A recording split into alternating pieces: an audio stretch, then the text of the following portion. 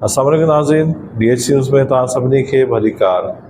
नवाबशाह मां bureau chief Waseem Baloch जी report मौजूद। मोहतरमा शहीद बेनज़ीर भुट्टो जे नाले सां लॻियल वाटर आर ओ प्लांट जा मुलाज़िम ऐं ऑपरेटरनि तरफ़ां नवाबशाह प्रेस क्लब आदो एहतजाजी मुज़ाहिरो कयो वियो।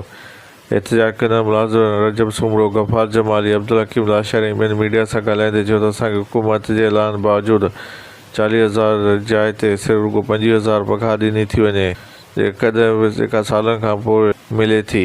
हिन चयो त असां 2011 में ख़िदमत सरहद ते आहियूं, पर अफ़सोस जो छा चवणो थो पए त असांखे न मुस्तक़िल कयो वियो आहे, न ई असांजा मसइला हल कया विया आहिनि।